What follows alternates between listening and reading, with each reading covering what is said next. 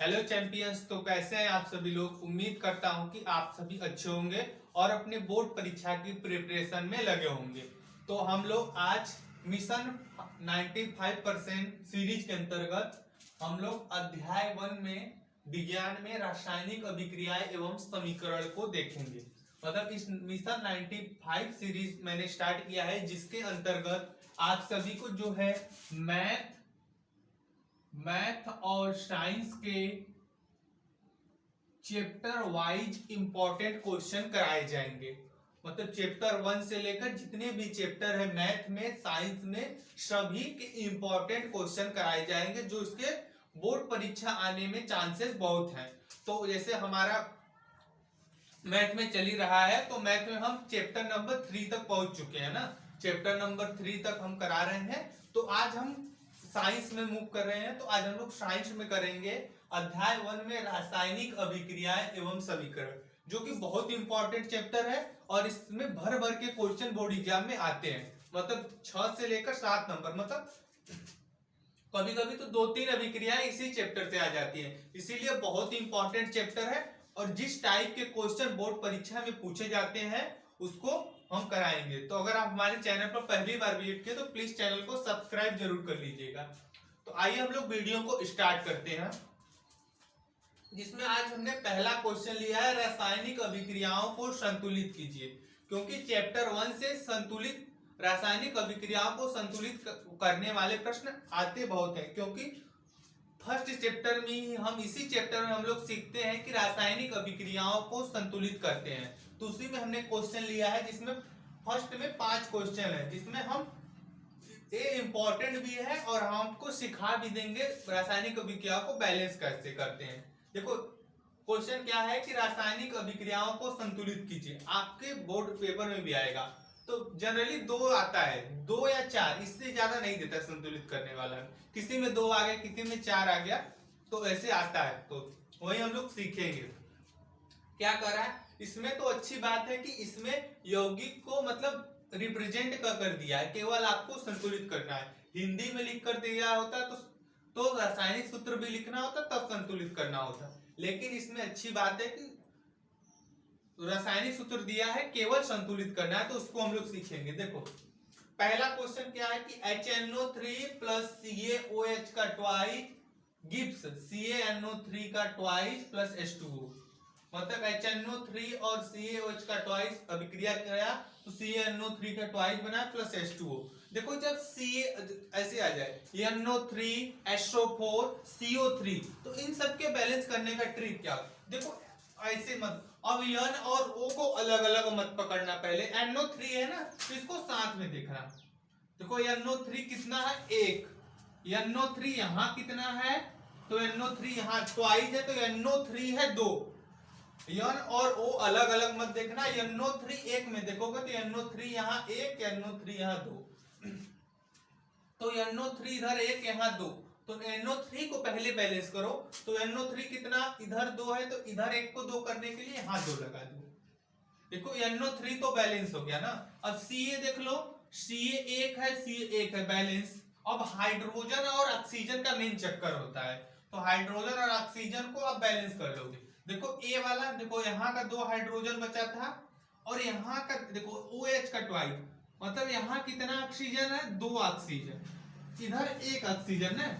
Hydrogen और oxygen में से ऑक्सीजन को पकड़ोगे तो हाइड्रोजन बैलेंस हो जाता है। देखो ऑक्सीजन कितना है यहाँ 2, ए वाला NO3 वाला, तो NO3 से बैलेंस हो चुका है। ऑक्सीजन यहाँ का 2, तो यहाँ 1, तो 1 को 2 कर देंगे। देख लो अब ऑक्सीजन 2 किया। अब चेक कर लो हमारा हाइड्रोजन बैलेंस हो गया कि नहीं। हाइड्रोजन कितना है, 2 दूनी 4, यहाँ का 2, यहाँ का 2, 2 दूनी 4 हाइड्रोजन। NO3 को यहाँ से बैलेंस कर लिया 2, Ca बैलेंस है 1-1।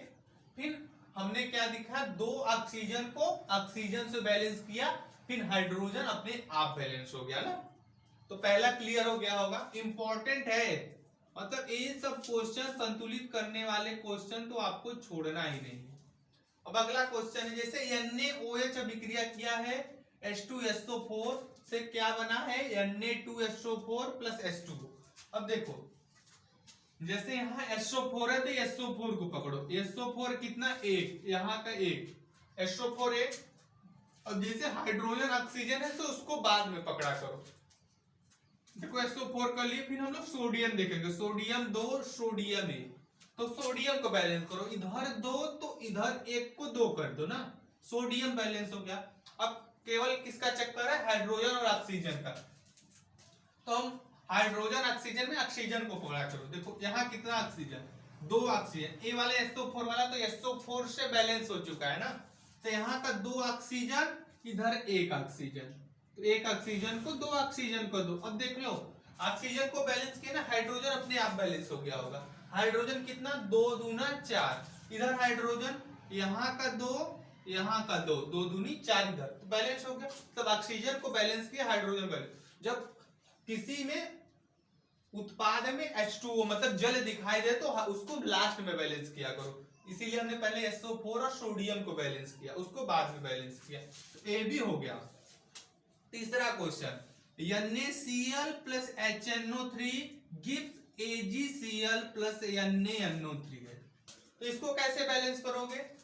देखो NO3 को पकड़ लो, NO3 बैलेंस, Cl को पकड़ लो, Cl balance, Ag balance, Na भी बैलेंस है। मतलब कभी कभी बैलेंस वाला भी इक्वेशन दे देता है कि संतुलित कीजिए, बैलेंस है ना, तो इसमें आपको बैलेंस नहीं करना है, तो आपको चेक करना होगा। आपको क्यों दे दिया, एनसीईआरटी क्वेश्चन है, ये पूछा, ये दोनों क्वेश्चन पूछे भी गए बोर्ड एग्जाम में बार बार, तो इसीलिए कि कभी कभी जो रासायनिक समीकरण होता है संतुलित होता है, लेकिन तब पर भी संतुलित करने के लिए बोलता है, तो हमारा फर्ज होता है कि चेक कर ले संतुलित है कि नहीं, तो संतुलित था। जैसे अगला है कि BaCl2 plus H2SO4 gives BaSO4 plus HCl, तो इसमें कैसे करोगे। जैसे SO4 है तो SO4 को पकड़ लो, SO4 एक, SO4 एक, SO4 बैलेंस, कोई दिक्कत नहीं। अब सोडियम, अब इसको देख लो, Ba को, Ba भी बैलेंस, मतलब Ba और SO4 बैलेंस। अब क्या है बचा 2, यहाँ Cl क्लोरीन और हाइड्रोजन, यहाँ क्लोरीन 2, हाइड्रोजन भी 2, यहाँ हाइड्रोजन भी 1, क्लोरीन भी 2, तो यहाँ 2 आगे लगा दोगे तो दोनों के पास 2 हो जाएगा, 2 हाइड्रोजन 2 क्लोरीन। Ba और SO4 बैलेंस थे, हाइड्रोजन और क्लोरीन 2 थे, तो 2 लगा दिए, बैलेंस। और बहुत सारे ऐसे समीकरण आ जाते हैं ना कि जिसे तुम जैसे चैप्टर पढ़ रहे हो, जैसे संयोजन वियोजन, कुछ अभिक्रिया तुम याद किए हो वही अभिक्रिया आते हैं, कोई अलग से अभिक्रिया आती नहीं है।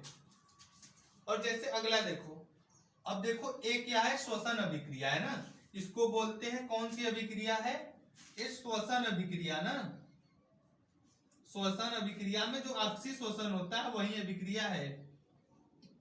अभी इस पर एक क्वेश्चन भी कराएंगे ना श्वसन अभिक्रिया में बेस्ट। एक क्या है, C6H12O6, मतलब एक क्या है, ग्लूकोज, मतलब जो हम खाना खाते हैं वो ग्लूकोज के रूप में जाता है, फिर ऑक्सीजन के साथ वो जलता है, तो कार्बन डाइऑक्साइड और H2O और कुछ ऊर्जा भी निर्माण होता है ना, तो ये श्वसन अभिक्रिया है। तो इसको कैसे बैलेंस करोगे, इसको देखो, सबसे जब हाइड्रोजन ऑक्सीजन दिखाई देना तो ऑक्सीजन सबसे ज्यादा दिक्कत करता है बैलेंस करने में, तो ऑक्सीजन को लास्ट में बैलेंस करो। पहले देखो, पहले किसको बैलेंस, जैसे कार्बन 6 दिखाई दे रहा है इधर, तो पहले कार्बन देखो, कार्बन 1 इधर 6 कर दो, हाइड्रोजन ऑक्सीजन बाद में बैलेंस करना ना, कार्बन 6 बैलेंस हो गया। अब हाइड्रोजन देखो, हाइड्रोजन कितना है, हाइड्रोजन 12, इधर कितना है 2, तो अगर यहाँ 6 लगाओगे तो 6 दूना 12, अब 6 दूना 12 हो गया, बैलेंस।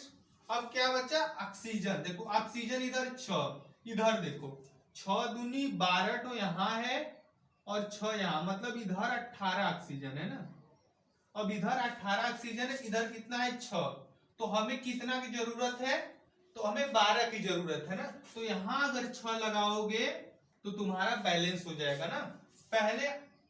पहले कार्बन बैलेंस किए 6, फिर 12 हाइड्रोजन बैलेंस किए 6, अब इधर देखो 6 दूना 12, 6, तो इधर 18 ऑक्सीजन थे, तो यही जो ऑक्सीजन था यहाँ 6 था, अगर इसको तुम 12 बना दोगे तो तुम्हारा इधर भी 18 ऑक्सीजन हो जाएगा, 6O2, या तो याद भी कर सकते हो, ये जो श्वसन अभिक्रिया है 1666 से बैलेंस हुआ है ना, 1666 ना, देखो यहाँ 1666 तो 16 और 66 से बैलेंस हुआ है।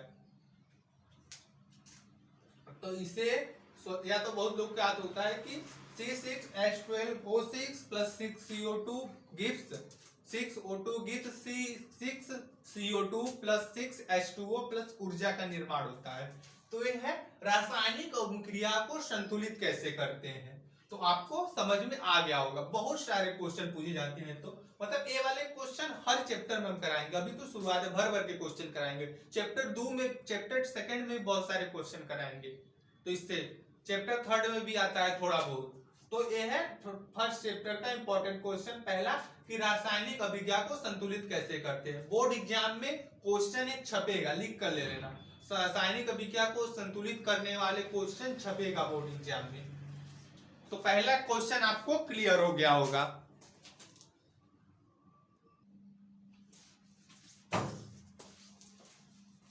अब हम लोग चलते हैं क्वेश्चन नंबर 2। ये क्वेश्चन नंबर 2 समझ लीजिए बहुत इंपॉर्टेंट है, मतलब आपके जो लेसन 1 है उसका 80% भाग, मतलब अध्याय 1 का जो ये दूसरा क्वेश्चन है 80% भाग यही कवर करता है। मतलब जितने भी मैंने हेडिंग लिया है मोस्टली क्वेश्चन तो 80% मतलब यही आते हैं, और 20% क्वेश्चन वही रासायनिक अभिक्रिया को संतुलित करने वाला, कभी कभी और कोई बहुत टाइप के आते हैं तो वो भी हम क्वेश्चन कराएंगे। लेकिन ये बहुत इंपॉर्टेंट क्वेश्चन है, मतलब कितने भी स्टार लगाओ इस क्वेश्चन पे कम है, क्योंकि मोस्टली क्वेश्चन ऐसे ही आते हैं। हमने हेडिंग लिखा है, अब ये क्वेश्चन किस फॉर्म में आ जाते हैं वो सब बताएंगे।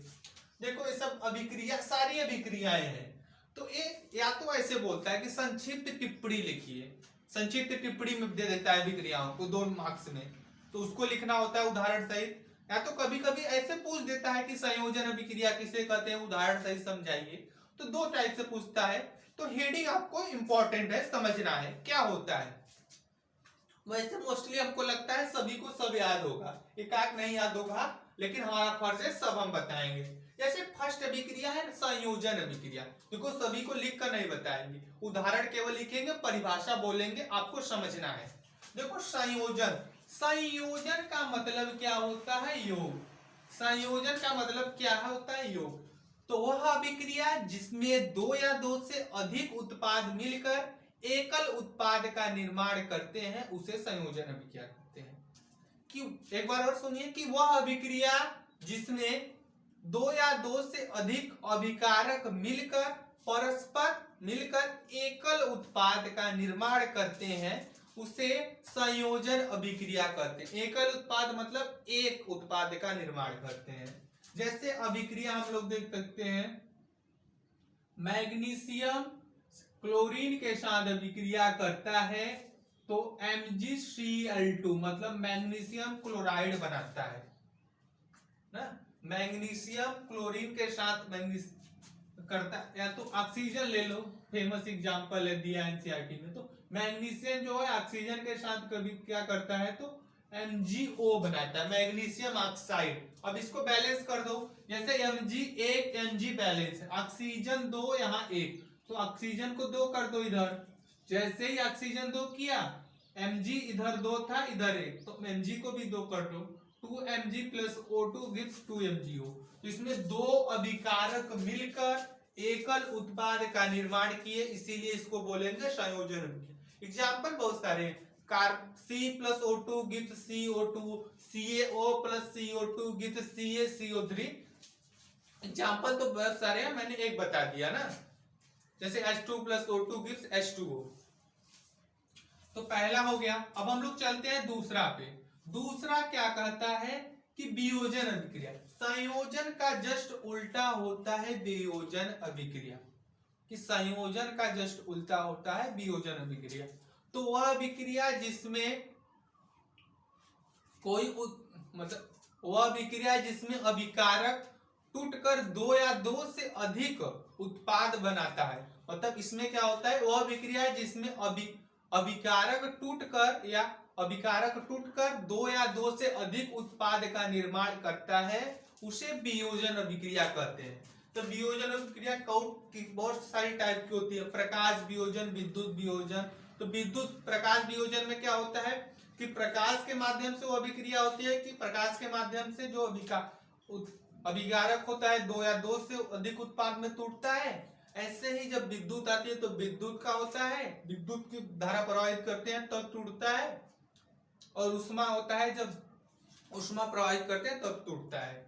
तो जैसे हम लोग देखते हैं H2O जो जल होता है, अगर इसमें विद्युत प्रवाहित करते हैं इसे विद्युत वियोजन कहते हैं, विद्युत अपघटन। तो हाइड्रोजन और ऑक्सीजन में टूट जाता है। H2O को जब विद्युत अपघटन करते हैं तो H2 प्लस O2। अब इसको बैलेंस करो, देखो हाइड्रोजन दो बैलेंस, ऑक्सीजन एक ऑक्सीजन दो, तो ऑक्सीजन बैलेंस रहे। ऑक्सीजन को दो करोगे, इधर दो तो इधर भी दो कर दो। जैसे ही दो किए ऑक्सीजन बैलेंस हो गया, लेकिन हाइड्रोजन दो दूना चार हो गया, इधर दो तो इधर भी चार कर दो, तो यहाँ दो लगा दो। तो 2H2O gives 2H2 plus O2। ये विद्युत वियोजन का भी। जैसे जब प्रकाश वियोजन होता है तो AgCl होता है, तो उसमें जब प्रकाश प्रवाहित करते हो Ag प्लस Cl2। जैसे विद्युत वियोजन में होता है, जैसे CaOH का ट्वाइस होता है, अगर उसमें विद्युत धारा प्रवाहित करोगे तो CaO प्लस H2O में टूट जाता है उसमें अपघटन में। अब अगला विक्रिया है, तो ये भी क्लियर हो गया होगा कि जब कोई उत्पाद दो या दो से अधिक कोई अभिकारक दो या दो से अधिक उत्पाद के रूप में टूटता है तो उसे विद्युत वियोजन अभिक्रिया कहते हैं। वियोजन अभिक्रिया 3 प्रकार की होती है, ऊष्मीय वियोजन, विद्युत वियोजन, प्रकाशीय वियोजन। अगला है विस्थापन अभिक्रिया। विस्थापन अभिक्रिया क्या होता है? तो वह विक्रिया, इसमें क्या होता है, जो अधिक क्रियाशील तत्व रहता है कम क्रियाशील तत्व को विस्थापित कर देता है।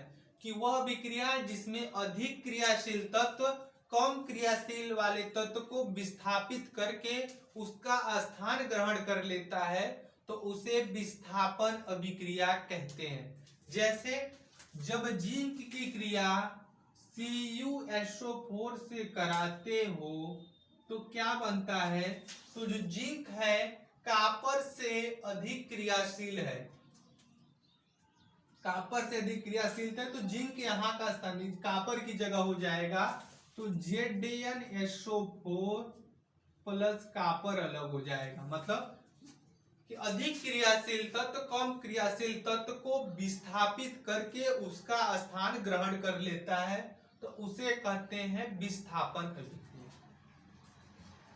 और हमने जैसे कैसे पता कि जिंक कॉपर से अधिक क्रियाशील तत्व, हमने एक वीडियो बनाया है सक्रियता श्रेणी याद करने की ट्रिक, तो आप उससे देख सकते हैं। अब अगला है द्विविस्थापन अभिक्रिया। तो ये स्टेम इसी जैसा होता है द्विविस्थापन अभिक्रिया भी।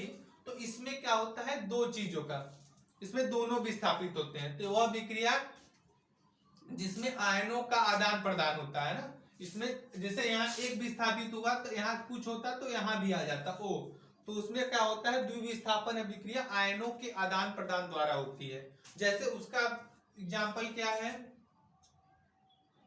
जैसे ले लेते हैं ZnCl2 प्लस CuSO4 ले लेते हैं ना, तो क्या होगा, देखो जिंक ज्यादा क्रियाशील तत्व है, या तो ऐसे ही कर दो, ये जिंक इसके पास चला जाएगा, कॉपर इसके पास चला आ जाएगा ना, तो जिंक अगर कॉपर यहाँ आएगा तो क्या बनेगा CuCl2 प्लस ZnSO4। मतलब क्या होता है, इसमें आयन का आदान प्रदान हो जाता है। तो वह विक्रिया जिसमें आयन का आदान प्रदान द्वारा संपन्न होती है तो उसे द्विविस्थापन अभिक्रिया कहते हैं। अब हम लोग चलते हैं ऊष्माक्षेपी अभिक्रिया। तो यहां तक हम लोग का कंप्लीट। ऊष्माक्षेपी, ऊष्माक्षेपी का मतलब क्या होता है कि वह अभिक्रिया जिसमें ऊष्मा निर्मुक्त होती है, मतलब बाहर निकलती है। जब कोई अभिक्रिया संपन्न होती है तो ऊष्मा बाहर निकलती है, तो उसे ऊष्माक्षेपी अभिक्रिया कहते हैं। वह अभिक्रिया जिसमें ऊष्मा बाहर निकलती है उसे ऊष्माक्षेपी अभिक्रिया कहते हैं। और इस अभिक्रिया में जो ऊष्मा निकलती है उसे प्लस के चिन्ह द्वारा दर्शाया जाता है। जैसे यदि हम कार्बन को ऑक्सीजन के साथ जलाते हैं तो कार्बन डाइऑक्साइड बनेगा, लेकिन उष्मा 94 किलो कैलोरी ऊर्जा, किलो कैलोरी उष्मा बाहर निकलेगी। प्लस यही दर्शा रहा है कि जो है उष्मा बाहर निकल रही है। तो उष्मा क्षेपी अभिक्रिया में वह अभिक्रिया जिसमें उष्मा निर्मुक्त होती है या बाहर निकलती है उसे उष्मा क्षेपी अभिक्रिया कहते हैं। अब आते हैं उष्मा शोषी अभिक्रिया पे। तो इस उष्मा क्षेपी का जस्ट उल्टा है कि वह अभिक्रिया है जिसमें उष्मा की आवश्यकता होती है, या वह अभिक्रिया जिसमें उष्मा का क्या होता है, अवशोषण होता है, तो उसे उष्मा क्षेपी अभिक्रिया कहते हैं। जैसे इसका एग्जांपल होता है जब नाइट्रोजन को ऑक्सीजन के साथ जलाते हैं तो नाइट्रोजन ऑक्साइड बनता है, लेकिन इसमें क्या होता है कि उष्मा शोषी अभिक्रिया में जो उष्मा का मान होता है उसको माइनस के द्वारा दर्शाते हैं, क्योंकि इसमें आवश्यकता होती है। तो इसमें 45 किलो कैलोरी उष्मा इसकी आवश्यकता होती है। यदि हम नाइट्रोजन को ऑक्सीजन के साथ जलाएंगे तो हम जब उसको 45 किलो कैलोरी उष्मा देंगे तब A बनेगा ना। तो हमारा उष्मा क्षेपी और उष्मा शोषी अभिक्रिया तक कंप्लीट हो गया। अब हम लोग चलते हैं, मोस्ट इंपॉर्टेंट है रेडॉक्स अभिक्रिया। बहुत बार इसमें तो सब स्टार मार्क है, सब स्टार मार्क है, सब इंपॉर्टेंट है, कोई भी छोड़ नहीं सकते, ऑल इंपॉर्टेंट, सभी इंपॉर्टेंट है, सभी, इसमें का कोई भी स्किप नहीं कर सकते आप अभिक्रिया। अगला है रेडॉक्स अभिक्रिया। तो रेडॉक्स अभिक्रिया जानने से पहले हम लोग थोड़ा बहुत ऑक्सीकरण अपचयन जान लेते हैं, क्योंकि ऑक्सीकरण और अपचयन से मिलकर रेडॉक्स अभिक्रिया बनता है ना। ऑक्सीकरण जिसको बोलते हैं ऑक्सीडेशन, ऑक्सीकरण में क्या आता है, ऑक्सीजन। तो वह अभिक्रिया जिसमें ऑक्सीजन का योग होता है या हाइड्रोजन का ह्रास होता है, वह अभिक्रिया जिसमें ऑक्सीजन का योग अथवा हाइड्रोजन का ह्रास होता है उसे ऑक्सीकरण अभिक्रिया कहते हैं। इसका जस्ट उल्टा अपचयन क्या होता है, तो वह अभिक्रिया जिसमें हाइड्रोजन का योग और ऑक्सीजन का ह्रास होता है तो उसे अपचयन अभिक्रिया कहते हैं। और इन तीनों को मिलाकर रेड और देखो, अपचयन को बोलते हैं रिडक्शन, और ऑक्सीकरण को बोलते हैं ऑक्सीडेशन। तो रिडक्शन और ऑक्सीडेशन को मिलाकर रेडॉक्स अभिक्रिया बना। तो इसमें क्या होगा, तो यह जो ऑक्सीकरण अपचयन से मिलकर बना है तो उसी को रेडॉक्स अभिक्रिया कहेंगे। जाहिर सी बात है कि मतलब जो जिससे मिलकर बना है, रेडॉक्स अभिक्रिया किससे मिलकर बना है, तो ऑक्सीकरण अपचयन से मिलकर बना है, तो उसकी परिभाषा भी वैसी होगी कि वह अभिक्रिया जिसमें ऑक्सीकरण और अपचयन दोनों साथ साथ संपन्न होते हैं उसे रेडॉक्स अभिक्रिया कहते हैं। और जिसका ऑक्सीकरण होगा उसको ऊपर चिन्ह से दर्शाते हैं, मतलब विकास रासायनिक अभिक्रिया को ऊपर तीर द्वारा दर्शाएंगे, और जिसका अपचयन होगा रासायनिक अभिक्रिया में नीचे की तरफ दर्शाएंगे। जैसे इसका एग्जांपल है Cu प्लस H2O। जब कापर की क्रिया जल से कराई जाती है तो CuO copper oxide plus hydrogen बनता है। अब देखो कापर में क्या हुआ, ऑक्सीजन जुड़ा, तो कापर का क्या होगा, ऑक्सीकरण। तो यहां लिखोगे ऐसे ऊपर से इसको दर्शाओगे तो लिखोगे कापर का ऑक्सीकरण क्या हुआ है, कापर का ऑक्सीकरण। हाइड्रोजन में से ऑक्सीजन निकला है तो इसका क्या हुआ है, तो अपचयन ना, ऑक्सीजन का ह्रास हुआ है, तो हाइड्रोजन का क्या हुआ है, अपचयन। तो यहां तक हम लोग का कि वह अभिक्रिया जिसमें हाइड्रोजन और ऑक्सीकरण और अपचयन दोनों साथ साथ संपन्न होती है उसे रेडॉक्स अभिक्रिया कहते हैं। जैसे एग्जांपल, जब ऑक्सीजन जुड़ा है ऑक्सीकरण को, तो ऑक्सीकरण को अभिक्रिया में ऊपर तीर द्वारा दर्शाएंगे। इसमें ऑक्सीजन की कमी होगी तो अपचयन हुआ है तो नीचे के तीर द्वारा दर्शाएंगे। तो जिसको भी अगर एग्जांपल लिखना है तो स्क्रीनशॉट ले सकता है। फिर हम इसके आगे का, इसको डस्ट करके इसके आगे का समझा रहे हैं, इसको डस्ट कर दे रहे हैं।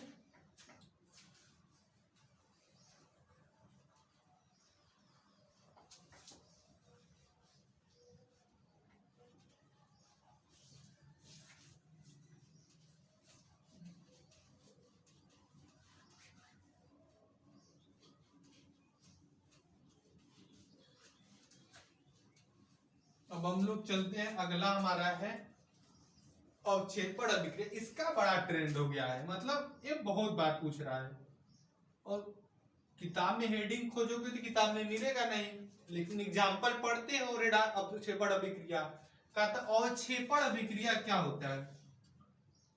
एक तरह से द्विविस्थापन अभिक्रिया की तरह होती है, सेम जस्ट लाइक द्विविस्थापन अभिक्रिया होती है, लेकिन होता क्या अवक्षेपण अभिक्रिया में? तो वह अभिक्रिया जिसमें किसी अविलेय पदार्थ, इसमें क्या होता है, किसी अविलेय पदार्थ का निर्माण होता है, अविलेय पदार्थ का निर्माण होता है, अविलेय पदार्थ का निर्माण होता है, या अविलेय पदार्थ को ही बोलते हैं अवक्षेप। तो बोलोगे वह अभिक्रिया जिसमें किसी अविलेय पदार्थ कोष्टक में या अवक्षेप का निर्माण होता है, उसे अवक्षेपण अभिक्रिया कहते हैं। एग्जाम्पल इंपॉर्टेंट है, एग्जाम्पल जैसे जब बेरियम क्लोराइड BaCl2 की अभिक्रिया Na2SO4 सोडियम सल्फेट से कराती है, तो देखो, तो Ba सोडियम के पास चला जाता है और इसके पास A आ जाता है, तो Ba सोडियम के पास जाएगा तो BaSO4, और यहाँ Na2 आ जाएगा, तो Na2 नहीं लिखते, Na लिखते हैं ना, तो 2Na और 2Cl मिलकर बना लेते हैं 2NaCl। तो यही जो बनता है सॉलिड अवस्था का होता है, इसी को बोलते हैं अवक्षेप।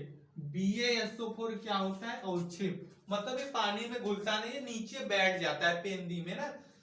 तो यही है एग्जाम्पल कि वह अभिक्रिया जिसमें किसी अविलेय पदार्थ कोष्टक में अवक्षेप का निर्माण होता है, उसे अवक्षेपण अभिक्रिया करते हैं। या तो ऐसे भी ले सकते हो, BaCl2 प्लस K2 भी ले सकते हो, यहाँ पर K2SO4, तो BaSO4 बनेगा, तो यहाँ पर बनेगा 2KCl ना, एकदम सेम उसके जैसा। BaSO4 यहाँ क्या हो जाएगा? अवक्षेप हो जाएगा। BaSO4 क्या हो जाएगा? तो अवक्षेप हो जाएगा। अब हम लोग चलते हैं, अगला हमारा है संकलन अभिक्रिया। ये भी बहुत इंपॉर्टेंट है, मतलब अलग अलग नाम से बड़ा न्यू नेम से अब पूछे जा रहे हैं, ट्रेंड हो गया है।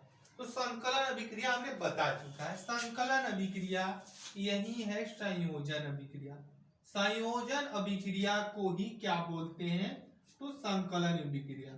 तो संकलन अभिक्रिया की वही परिभाषा हो जाएगी कि वह अभिक्रिया सेमे संयोजन अभिक्रिया को ही संकलन अभिक्रिया कहते हैं। तो वह अभिक्रिया जिसमें दो या दो से अधिक अभिकारक मिलकर एकल उत्पाद का निर्माण करते हैं, तो उसे संकलन या संयोजन अभिक्रिया कहते हैं। बहुत इंपॉर्टेंट है संकलन और अवक्षेपण अभिक्रिया, क्योंकि ये परिभाषा नहीं मिलती है, बुक में हेडिंग खोजोगे तो नहीं मिलेगी। अब अगला है संक्षारण एवं विकृत गंधिता, जो लास्ट हेडिंग है। तो संक्षारण क्या होता है? जब धातु को खुले स्थानों में रख देते हैं, तो वायु में उपस्थित नमी अथवा ऑक्सीजन, आर्द्रता आदि से अभिक्रिया करती हैं, तो उन पर एक ऑक्साइड की परत बन जाती है, तो उसके ऊपरी परत का क्षरण हो जाता है, जिसे संक्षारण कहते हैं। जो ऑक्साइड के ऊपर परत बनती है, इसी को कहते हैं कि लोहे धातु में जंग लगना, इसी को कहते हैं। और विकृत गंधिता क्या होता है? तो विकृत गंधिता क्या होता है? जब कोई तेल युक्त या वसा युक्त कोई पदार्थ होता है, अगर उसका ऑक्सीकरण हो जाता है, ऑक्सीकरण मतलब उसमें ऑक्सीजन या वही नमी या वायु चली जाती है, तो उसका जो स्वाद होता है वो बदल जाता है, तो उस क्रिया को क्या कहते हैं? विकृत गंधिता कहते हैं। इसीलिए जो कुरकुरे में होता है, जितने भी क्रैक्स वगैरह सामान होते हैं, उसमें से ऑक्सीजन को निकालकर उसके स्थान पर कौन सी गैस भरी जाती है? तो नाइट्रोजन गैस भरी जाती है। नाइट्रोजन गैस हल्की होती है और उसका ऑक्सीकरण मतलब किसी से ज्यादा अभिक्रिया नहीं करती है। ऑक्सीजन होता है, किसी से तेल व वसा से अभिक्रिया कर देगा, उसका स्वाद बदल जाता है, तो उसी को बोलते हैं विकृत गंधिता। तो एक था, दूसरा क्वेश्चन हम लोग का कंप्लीट हो गया। लोग का क्वेश्चन नंबर 3, हम लोग चलते हैं क्वेश्चन नंबर 3। इंपॉर्टेंट कौन सा क्वेश्चन है? दिया है कि अभिक्रिया CuSO4 plus Fe gives FeSO4 plus Cu में अभिकारक एवं उत्पाद की पहचान कीजिए। तो एक क्वेश्चन ट्रेंड कर गया ना, इस टाइप के क्वेश्चन बहुत प्रीवियस ईयर में पूछे गए कि कोई अभिक्रिया दे दिया, उसमें क्या करेगा कि अभिकारक एवं उत्पाद की पहचान कराएगा। तो हम याद कराना है कि जब देखो तीर के इस साइड है, तीर ऐसे लगा है, तो जो तीर के आगे होगा ये क्या होता है, ये सब क्या होता है, उत्पाद होता है। तीर के जो दाहिने मतलब राइट साइड होता है वो उत्पाद होता है, या जो जो तीर होता है ये जिधर संकेत करेगा वो उत्पाद होता है, और पीछे वाला क्या होता है, अभिकारक। क्या होता है, अभिकारक। अभिकारक मतलब जिन चीजों को तुम रासायनिक अभिक्रिया में लिए हो और जो बना उत्पाद जो लिए हो अभिकारक, तो इसमें अभिकारक क्या होगा, तो ऐसे लिखोगे अभिकारक, फिर हेडिंग डालकर डैश देकर लिखोगे CuSO4 और क्या है कामा Fe। तो ये क्या है, अभिकारक। उत्पाद क्या है, उत्पाद है तुम्हारा जो बना है तीर की साइड, देखो क्या बना है, तो FeSO4 बना है और कापर बना है। तो ऐसे ढेर सारे क्वेश्चन पूछे गए। तो इस टाइप के क्वेश्चन से आपको रूबरू होना है कैसे होता है कि अभिकारक जो होता है जो बाएं साइड में जो पीछे होता है तीर के, और जो तीर का गिब्स मतलब जो नुकीला चिन्ह होता है जो जिधर संकेत करता है उत्पाद होता है, ये बन रहा है। तो ये हो गया अभिकारक एवं उत्पाद की पहचान कैसे करते हैं अभिक्रिया में, तो आपको आना चाहिए, इंपॉर्टेंट क्वेश्चन था। और ये बहुत इंपॉर्टेंट एनसीईआरटी क्वेश्चन है कि श्वसन को ऊष्माक्षेपी अभिक्रिया, यहां रहेगा क्यों ना, श्वसन को ऊष्माक्षेपी अभिक्रिया क्यों कहते हैं। तो ऊष्माक्षेपी अभिक्रिया का अभी हम जस्ट पहले हमने क्या परिभाषा बताया था कि ऊष्माक्षेपी अभिक्रिया क्या होती है, कि वह अभिक्रिया जिसमें ऊष्मा का निर्माण होता है, ऊष्मा या ऊर्जा का निर्माण होता है, तो उसे ऊष्माक्षेपी अभिक्रिया कहते हैं। तो इसी प्रकार से जो श्वसन होता है, श्वसन की अभिक्रिया जैसे जो ग्लूकोज होता है C6H12O6 प्लस जब ये ऑक्सीजन, जैसे हमने कोई चीज खाना खाया वो ग्लूकोज, ये क्या है, ग्लूकोज है, हमने खाना किया ग्लूकोज के रूप में शरीर में संचित हुआ, फिर हमने सांस लिया तो क्या हुआ, ऑक्सीजन गया, तो जो ग्लूकोज जो ऑक्सीजन होता है ग्लूकोज को जलाता है, तो क्या बनाता है, कार्बन डाइऑक्साइड, और जाहिर सी बताएगा जब जलाएगा तो ऊष्मा तो उत्पन्न होगी, तो CO2 प्लस H2O, फिर लिख सकते हो ऊर्जा कोष्टक में ऊष्मा, ऊर्जा मतलब जो ऊर्जा है, मतलब जब जल को ऑक्सीजन के साथ जला तो जाहिर सी बात है जलेगा तो ऊष्मा उत्पन्न होगी, वही जो ऊष्मा होती है ऊर्जा के रूप में होती है, वो एटीपी के रूप में होती है। तो जो इसीलिए कहते हैं कि श्वसन अभिक्रिया को ऊष्माक्षेपीय अभिक्रिया कहते हैं, क्योंकि जो ग्लूकोज होता है वो ऑक्सीजन के साथ जलता है, तो कार्बन डाइऑक्साइड और जल के साथ साथ ऊष्मा व ऊर्जा का निर्माण करता है, इसीलिए श्वसन को ऊष्माक्षेपीय अभिक्रिया कहते हैं। इसको बैलेंस हमने बताया था 1666 से बैलेंस, अभी कुछ समय पहले बताया, तो 1-6-6-6 से बैलेंस।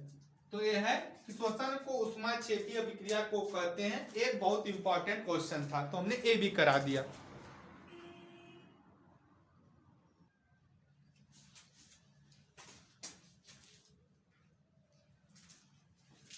हम लोग चलते हैं क्वेश्चन नंबर 5 में ना, कुछ यूनिक टाइप का क्वेश्चन है ना। इसमें क्या बोला है कि किसी पदार्थ यक्ष के विलयन का उपयोग सफेदी करने के लिए होता है। तो पहला क्वेश्चन पूछा है कि पदार्थ यक्ष का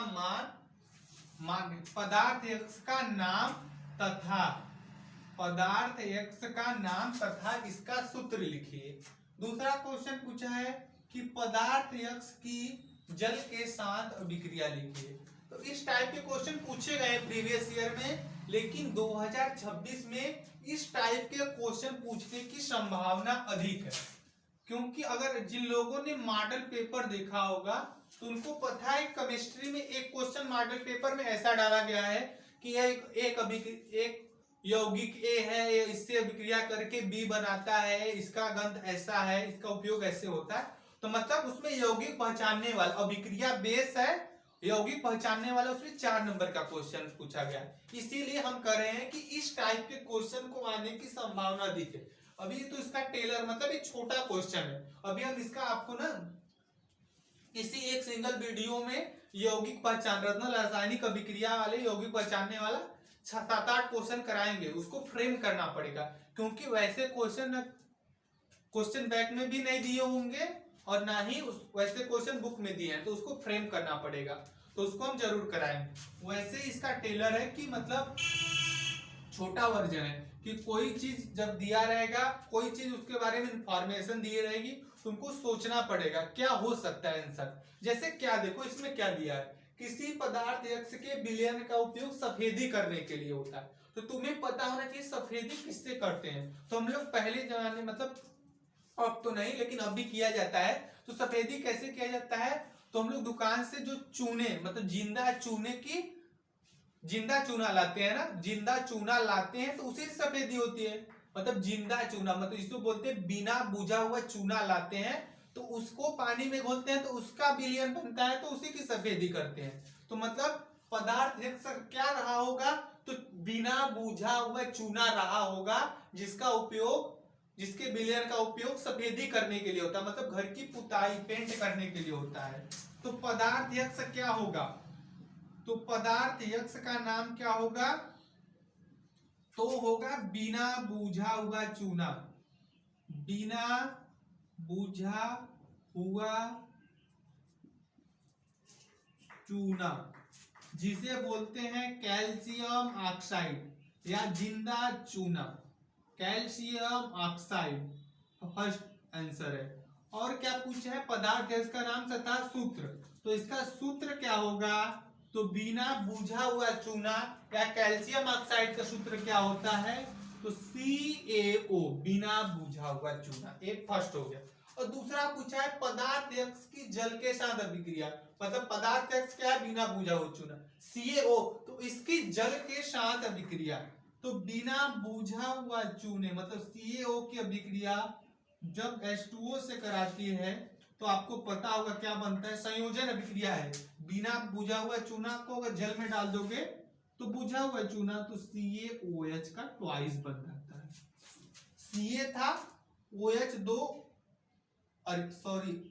O2 और हाइड्रोजन 2 मिलकर OH का ट्वाइस बना लेता है, CaO प्लस H2O CaOH का ट्वाइस बना जाता है। एक बिना बुझा हुआ चूना है, एक क्या बना है, बुझा हुआ चूना, जिसे कैल्शियम ऑक्साइड कहते हैं, कैल्शियम हाइड्रोक्साइड, बुझा हुआ चूना है, बुझा हुआ चूना है। इसका रासायनिक नाम क्या है, कैल्शियम हाइड्रोक्साइड।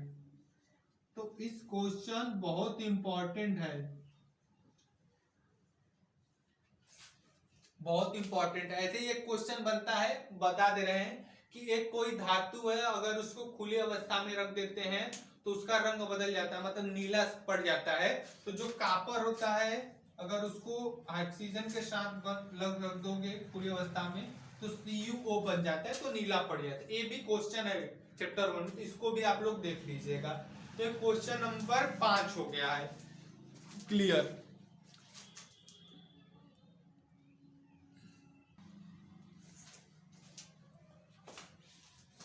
अगला इंपॉर्टेंट क्वेश्चन क्या है, क्वेश्चन नंबर 6, निम्न अभिक्रियाओं के लिए संतुलित रासायनिक समीकरण कीजिए। अभी हमने संतुलित रासायनिक समीकरण वाला क्वेश्चन कराया, लेकिन उसमें क्या था, सूत्र लिखा था, केवल आपको बैलेंस करना था। लेकिन इस टाइप का क्वेश्चन आता है कि हिंदी में लिखा होगा, आपको उसको सूत्र भी लिखना होगा, बैलेंस भी करना होगा।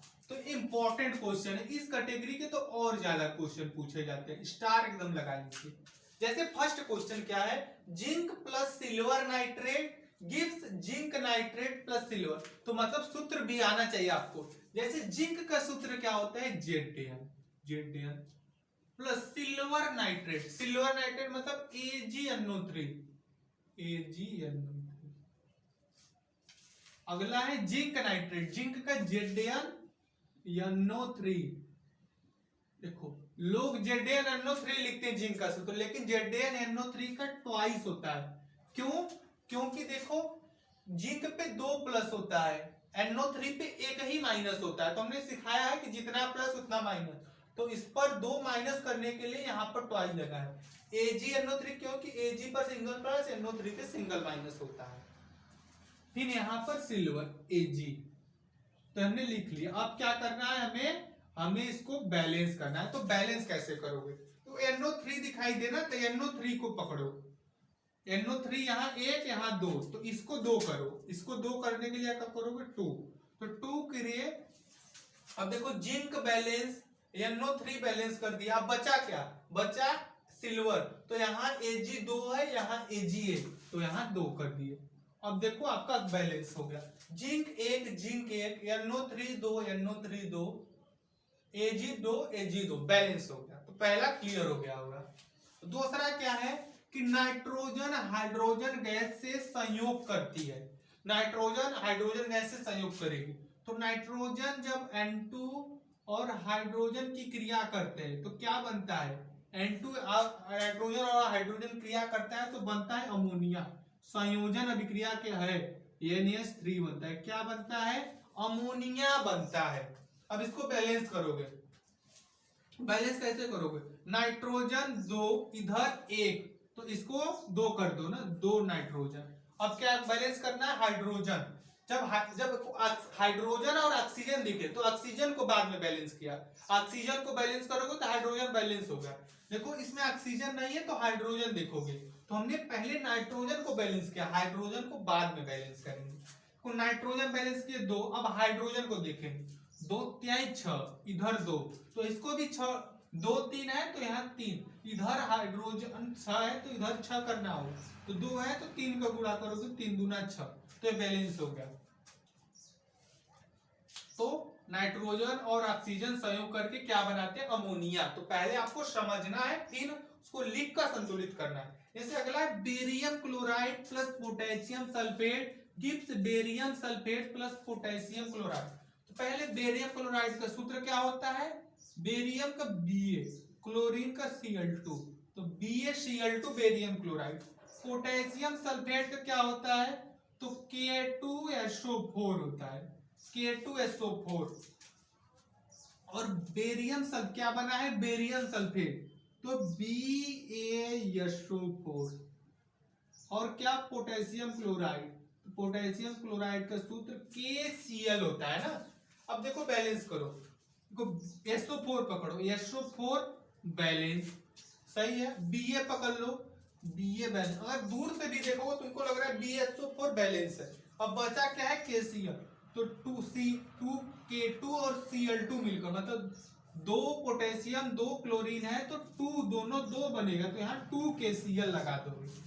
और ये भी जो है अवक्षेपण अभिक्रिया का उदाहरण है, क्योंकि जो BaSO4 है ये अविरेय पदार्थ है, अवक्षेप है, तो अवक्षेपण अभिक्रिया में आप ये भी लिख सकते हो। और क्या है, और ये द्विविस्थापन अभिक्रिया भी है, क्योंकि Ba यहाँ चल जा रहा है, K यहाँ जा रहा है ना।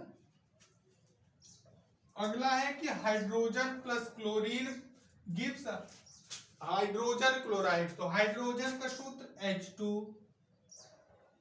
प्लस क्लोरीन का सूत्र Cl2 गिव्स क्या बना, हाइड्रोजन क्लोराइड, तो HCl। तो सबको याद है H2Cl2, तो क्या बनता है HCl, 2 हाइड्रोजन 2 ऑक्सीजन, तो दोनों 2 है तो 2HCl। तो ये भी क्वेश्चन आता है, इंपॉर्टेंट है कि आपको कोई अभिक्रिया दे देगा, उसका सूत्र लिख कर आपको बैलेंस करना होगा। एक हमने डायरेक्ट बैलेंस करना भी सिखाया, ऐसे भी कर, तो दोनों टाइप का क्वेश्चन है। तो यही जितने भी इंपॉर्टेंट क्वेश्चन थे हमने करा दिया है। देखो हमारा उद्देश्य नहीं है, जितना हमने कराया आपको इसको छोड़ना नहीं है, और इसके बाहर भी पढ़ना है, क्योंकि हमें टाइम की कमी, हमें मतलब पूरा कराना है, तो हम पूरा जितना हमने से हो सकता है इंपॉर्टेंट हमने कराया, मतलब 80% चीजें जितना कराया है, देख लेना बोर्ड के पेपर में इसी से क्वेश्चन बचेगा, 80% चीजें इसी से आप, लेकिन और जो बचता है, जितने भी और चीजें बचती है आपको उसको भी करना है। हम ये नहीं कर रहे हैं कि हमने जितना पढ़ा है उतना ही पढ़िए, जितना पढ़ाया है उसको छोड़िएगा मत, और चीजें आप पढ़िएगा जरूर, क्योंकि आपको अच्छा स्कोर करना है। क्योंकि जैसे हमने करा दिया रासायनिक अभिक्रिया संतुलित करने वाला समीकरण, इसमें बहुत सारे और दिए होंगे तो उसको भी पढ़ लीजिएगा। और जैसे और सारी अभिक्रिया तो मैंने करा दिया, संतुलित करने वाले और छोटे मोटे क्वेश्चन जो है उसको आप कर लीजिए। तो और जितना हमने कराया उसका छोड़िएगा मत, और इसके बाहर आप पढ़ते रहिए।